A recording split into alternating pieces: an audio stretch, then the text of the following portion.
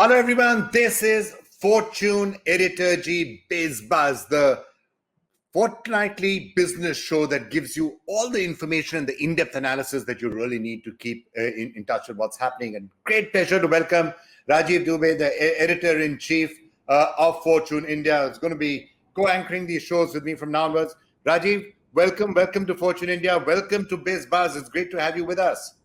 Thank you, Vikram. Delighted to be on the show, and the first show. I'm really looking forward to this. Right. Rajiv, we've got a really interesting something to discuss. I know your cover story this month is really about the RBI and what the RBI is doing with banks. But I think India at 75 is happening, lots of changes coming in. You know, one of the things the RBI is going to have to figure out is new generation things like crypto. Everyone's talking about crypto. What's going to happen to crypto? How will it be regulated? How will it be monitored? Is it legal or not legal? I guess that's one of the big questions the RBI is going to be looking at now.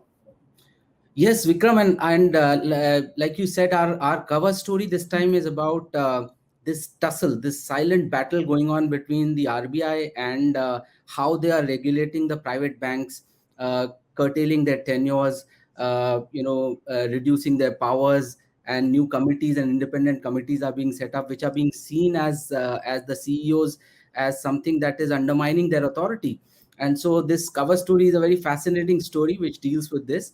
As far as regulating the cryptos is concerned, it's something that RBI has been grappling with and hasn't been able to come up with an answer, nor has the government been able to come up with an answer. The commodity commodity authority hasn't been able to come up with an answer. So it's a question up in the air. What exactly is a crypto is something that that has not been answered by neither the regulator nor the government of India. So that's a very, very interesting discussion that we need to get into.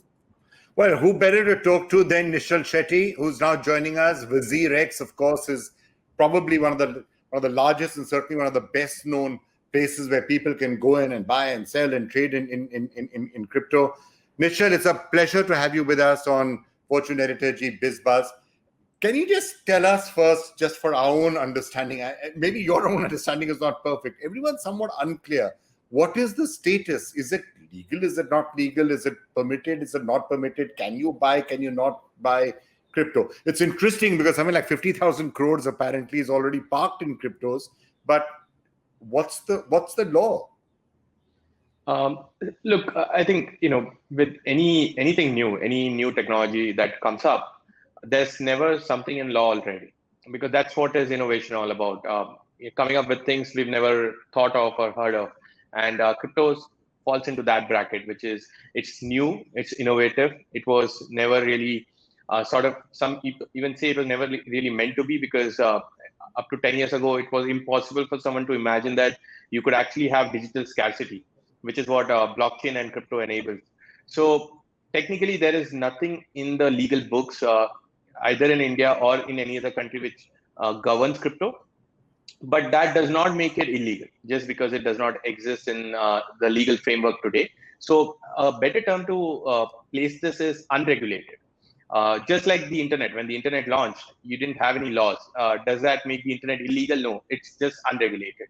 So I would say the state in India is it's unregulated, which means you can buy crypto, you can trade in them, you can start up new companies around crypto. You can do all of that. There's no restriction. Back in 2018, we did have some banking restriction, which ultimately in 2020, the Supreme Court overturned that as well. So as on today, you could handle crypto. You can do whatever any other nation is participating in crypto and doing it today. So that's the state in India. So Nischal, what is this animal all about? Is it a currency? Is it a commodity? Is it a stock? Is it an investment? Is it a token? What exactly is this? And given the uncertainty and the contradicting statements that between RBI and the government that have come through, including the finance minister and the deputy finance minister, where do you see this in the coming days? That's a great question, and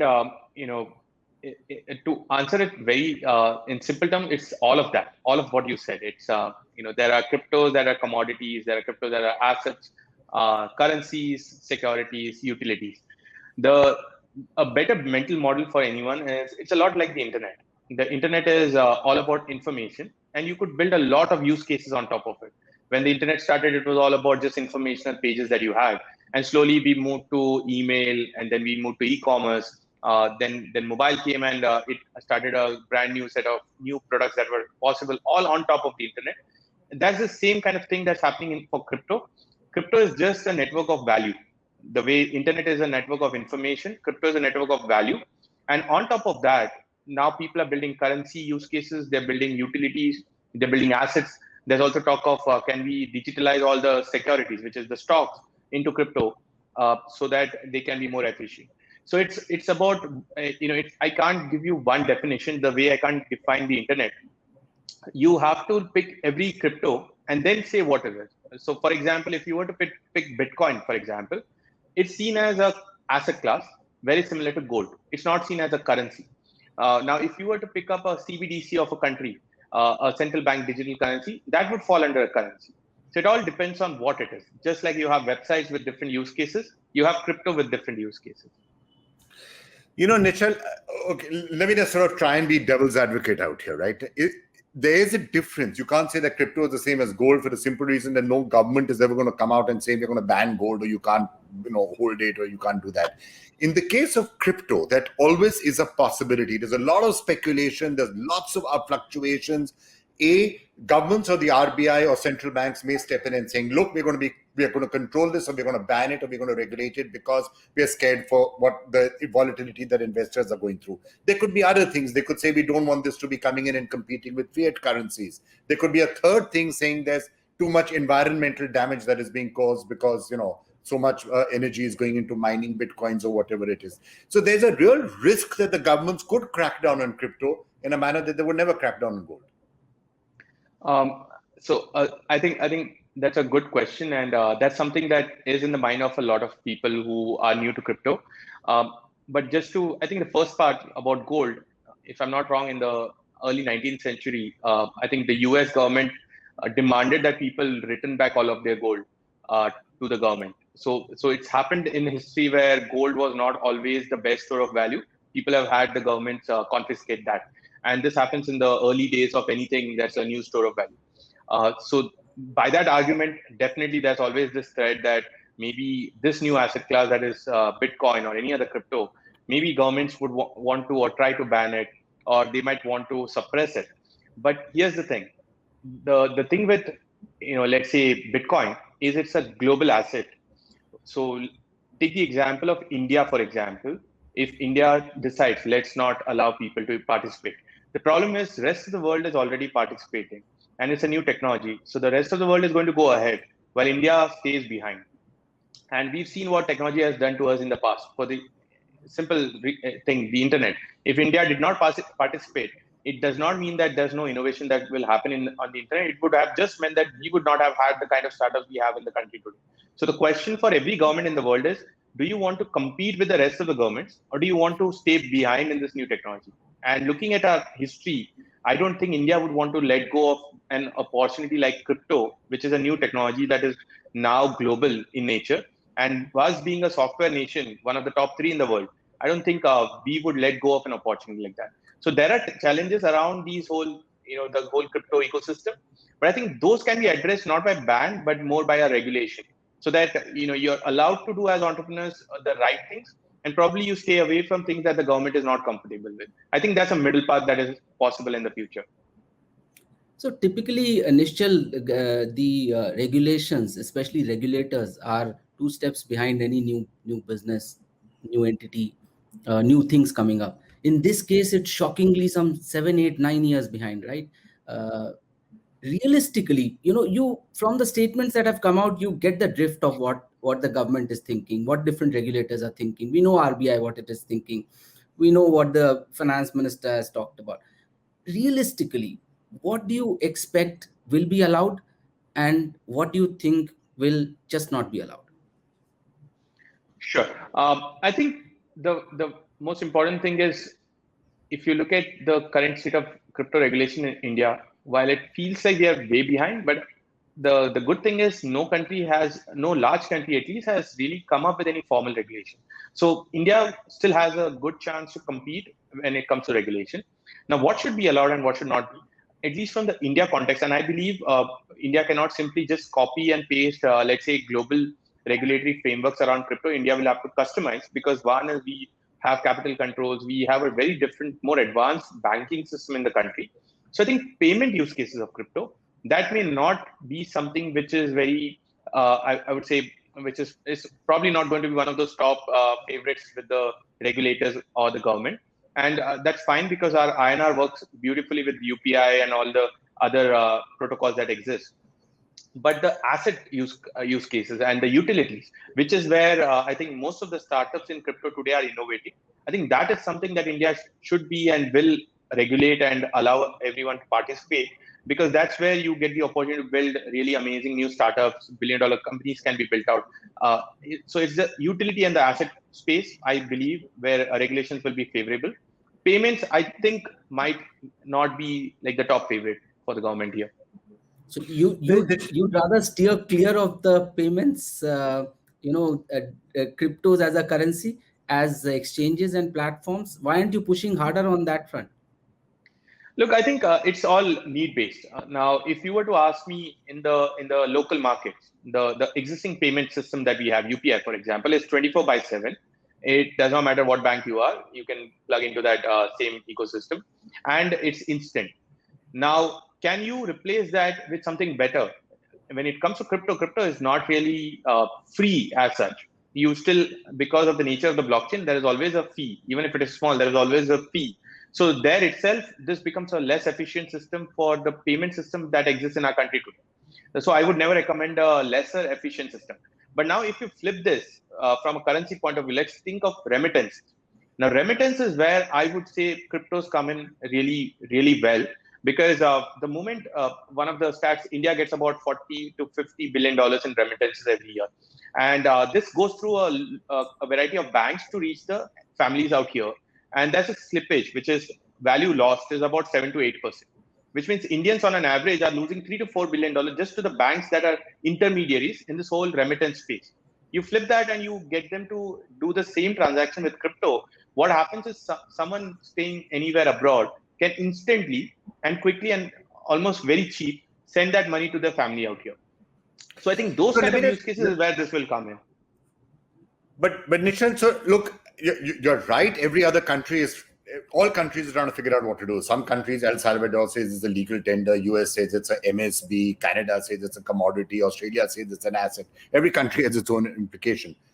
At least what is coming out in the press is that what happens if the government of India comes out with a crypto bill, which is what they're saying they might do. And they say we're going to ban all private cryptocurrencies, and introduce a sovereign digital currency, right? Now, if that happens, then isn't that a problem for you and for others? Because then suddenly you've got a sovereign digital currency that has all the advantages you're talking about, but private currencies are banned. Then what do you do? No, so see, I think it's good that we are at least discussing about CBDC, a sovereign currency, and the RBI just recently spoke about it. But this argument is a lot like saying, what happens if the government comes up with its own website? Do we need other websites? And I go back to my initial answer, which is every crypto has specific use cases.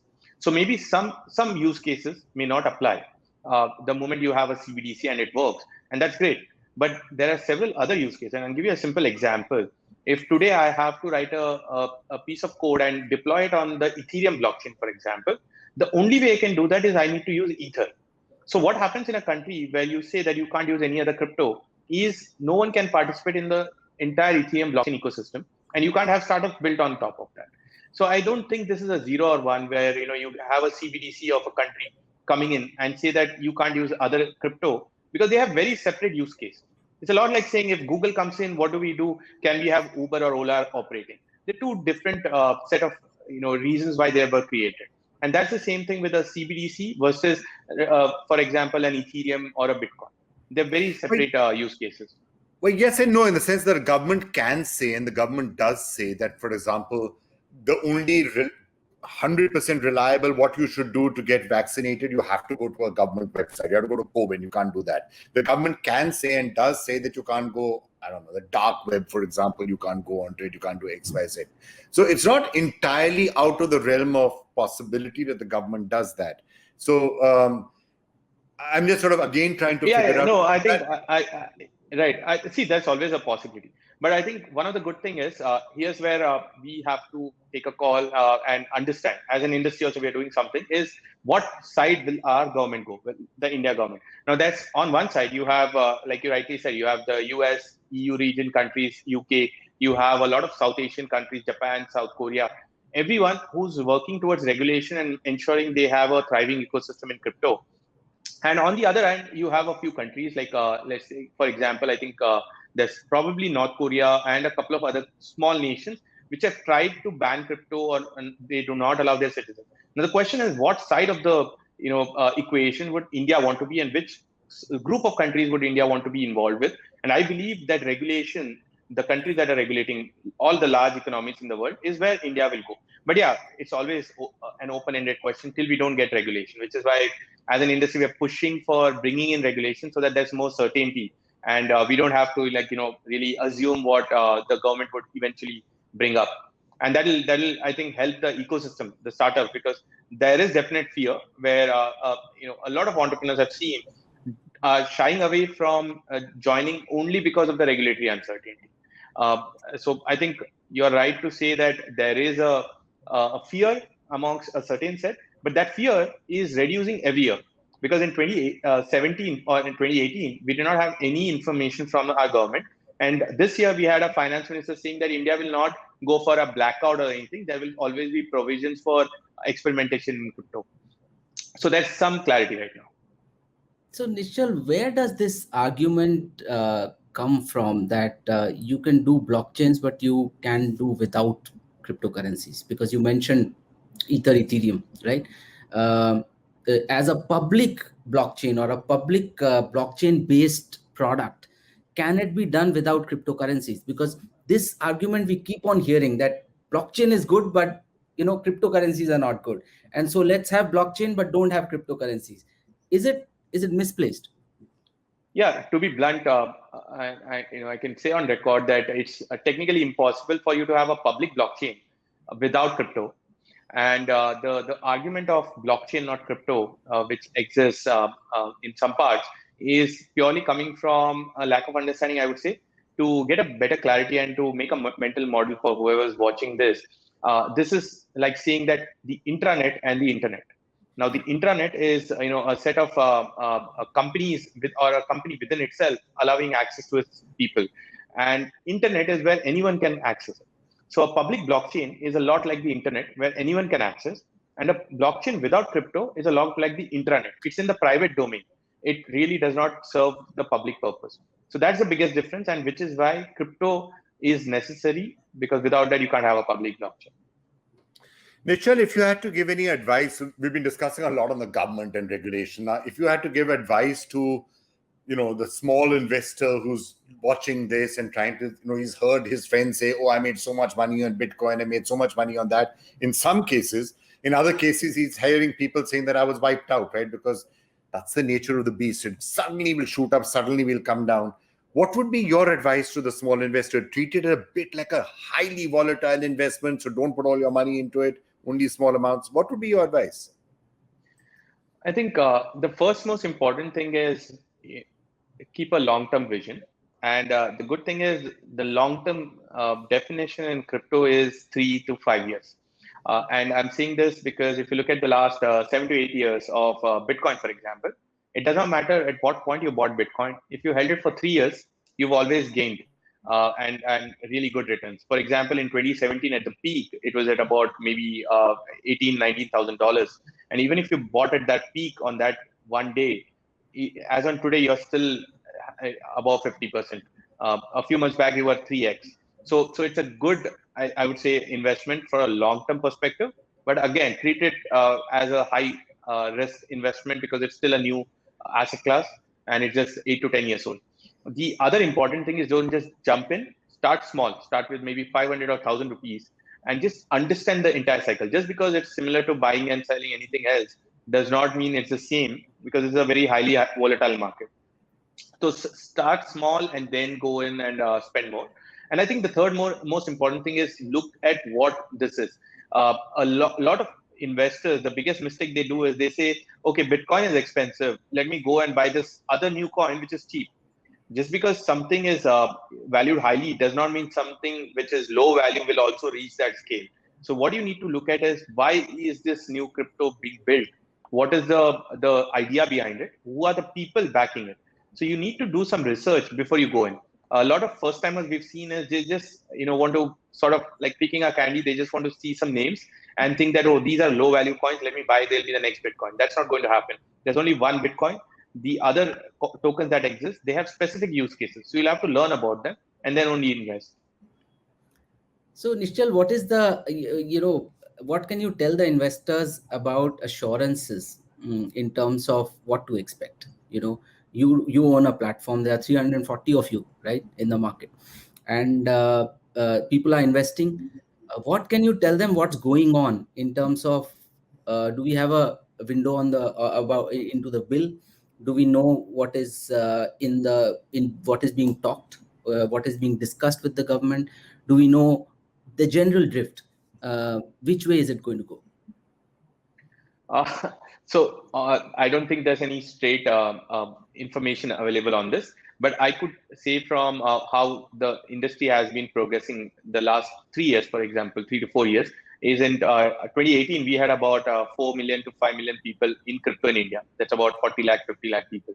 And as on today, we have about 15 to 18 million, 1.5 crore to 1.8 crore people in India who are into crypto, who own some sort of crypto. And now that's a large jump in the number of people. The second is the value of the assets held by these Indians is anywhere from $1.5 to $2 billion, about 10 to 15 crores. And I'm just giving really conservative estimates. Now the question to ask is, would the government of India want to sort of go all negative and destroy the wealth owned by 1.5 crore people in India, or would the government want to bring in regulation so that they can keep the bad actors away and still ensure that the good part of the ecosystem thrives? So that's something that you can look at data and understand that the market has been growing. The other is, like I said, the finance minister of India, she spoke about how India wants to sort of take a calibrated approach towards regulating window this for sector. experiments, she said. Window for experiments. So now again, I don't want to read too much into it, but I think that window itself is a good term. There is some opening, which means we can at least say that there's not going to be a blanket stop on this whole sector.